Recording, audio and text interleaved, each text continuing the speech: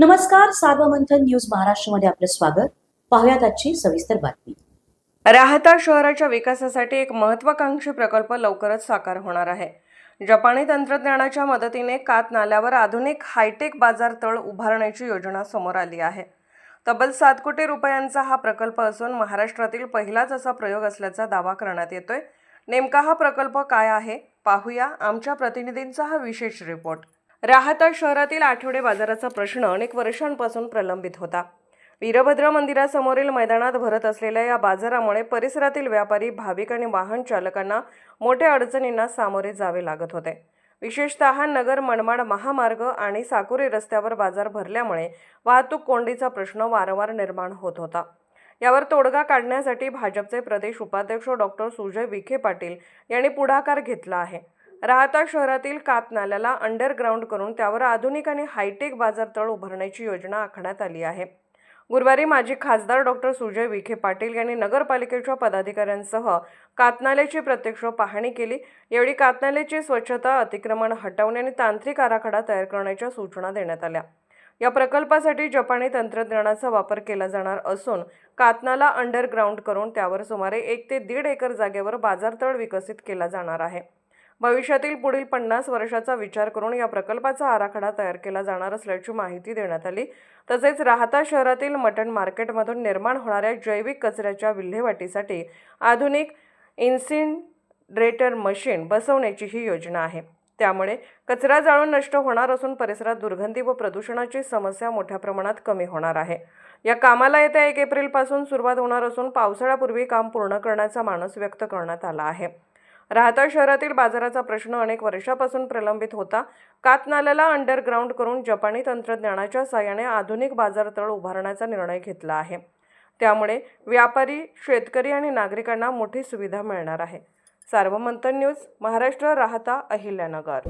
माझं माननीय नामदार राधाकृष्ण विखे पाटील साहेबांच्या नेतृत्वामध्ये जे काही राहत्याचा विकास झालेला आहे, अनेक वर्षापासून साहेबांच्या आणि माझ्याही मनामध्ये खंत होती की राहत्याला बाजारासाठी जागा नाही.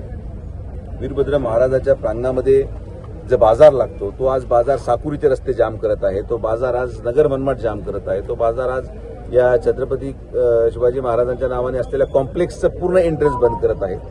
आणि म्हणून कुठेतरी बाजारतळ व्हावं, जागेची उपलब्धता नसल्याने यावेळेस आपण एक प्रयोग करतोय. एक पहिली टेक्नॉलॉजी आहे जी जॅपनीज टेक्नॉलॉजी आहे. त्यामध्ये आपण त्या सगळ्या लोकांना बोलवलं आणि असा निर्णय घेतला गेलेला आहे की कात नाला म्हणजे साकुरीच्या पुलापासून तर नगर मनमाडच्या पुलापर्यंत जो कातनाल्याचा स्पेस आहे तो 50 वर्षाच्या पूरला लागणारं पाणी ग्राह्य धरून तेवढ्या साईजचे मोठे कॉन्क्रीट डॅक टाकून तो पूर्ण कातनाला परिसर अंडरग्राऊंड केला जाणार आहे.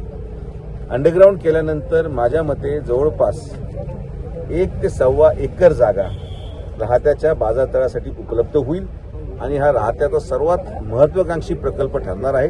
आणि एकदा हा प्रकल्प यशस्वी झाल्यानंतर याचा बोध घेऊन अनेक शहरांमध्ये, महाराष्ट्रामध्ये जिथं जिथं नाले वाहत आहेत आणि जिथं शहरीकरण वाढलेलं आहे असा पर्याय आपण उपलब्ध करून देणार आहोत. मला असं वाटतं की आम्ही सगळेजण एकत्रित बसलो होतो. नगरसेवक, नगराध्यक्षांबरोबर चर्चा झाली. कात नाल्याच्या हातीमध्ये जेवढं अतिक्रमण आहे त्यांना नोटिसा द्यायचं काम सोमवारपासून आपण करत आहोत. मटन मार्केट जे आहे ते मटन मार्केट तुर्तास आपण स्थलांतर करीत आहोत. बाजार तर विकसित झाल्यानंतर परत मटन मार्केट, जसं लोणीला एक मॉडेल मटन मार्केट तयार झालंय तसंच मटन मार्केट आपण राहत्यामध्ये देखील तयार करणार आहोत. या संदर्भात सगळी चर्चा झालेली आहे.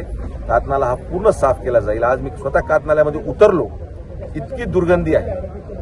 तिथं मांस फेकलं जातं, तिथं कोंबडीचे पंख आणि ते सगळं जे होतं तिथं फेकलं जातं. हे राहता आपण पाहिलेलं नाही. म्हणून मी ताबडतोब पालकमंत्री महोदयांनी विनंती करून 50 लाख रुपयाचं इन्सिनरेटर राहत्या शहरासाठी आपण मंजूर करतोय. जेणे की जेवढं कचरा हा मटन मार्केटमधून एकत्रित होईल त्याचा डायरेक्ट जाळून हा कचरा कुठेही इतर पाणी दूषित करणार नाही. ही सुरुवात आहे. 2 वर्षामध्ये राहता ओळखू येणार नाही. विकासाच्या दृष्टिकोनातून हे मी तुम्हाला शब्द देतो. हा कातनाल्याच्या प्रकल्पाला लागणारे 7 कोटी रुपये हे माननीय नामदार राधाकृष्ण विखे पाटील साहेबांनी मंजूर करून घेतलेत. याचं काम आपण माझ्या मते 1 एप्रिलपासून सुरुवात करत आहोत आणि 1 एप्रिलला सुरुवात केल्यानंतर पावसाळ्याच्या आत ते बाजारतळ विकास झाल्यावर ना वीरभद्र महाराजांच्या समोर बाजार लागेल, ना साकुरीच्या रस्त्यांवर बाजार लागेल, ना छत्रपती शिवाजी महाराजांच्या कॉम्प्लेक्स समोर बाजार लागेल. बाजार तर एकच ते राहत्याचं बाजारतळ. मग सगळे पाळणे भविष्यात तिथे यात्रेचे लागतील, जेवढे सणासुदीचे स्टॉल लागतील ते रस्त्यावरनं लागतात तिथं लागतील, ते राहत्याचं औद्योगिक केंद्र म्हणून ओळखलं जाणार आहे. असं एक नाविन्यपूर्ण प्रकल्प आपण करत आहोत. मला विश्वास आहे आणि मी राहत्या शहराच्या जनतेला विनंती करतो की जे काय आम्ही करतो हे तुमच्यासाठी आहे. एखादे 2 लोक नाराजही होतील, काही लोक विष कालवायचा प्रयत्न करतील, पण मी हात जोडून विनंती करतो जनतेला की आपण सगळ्यांनी सहकार्य करा. आणि मी आपल्या माध्यमातून जे लोक यामध्ये काही वेगळा प्रकार करायचा प्रयत्न करतील त्यांना मी सांगणार आहे की आपण कृपया सार्वमंथन न्यूज महाराष्ट्राला लाईक करा, शेअर करा, सबस्क्राईब करा.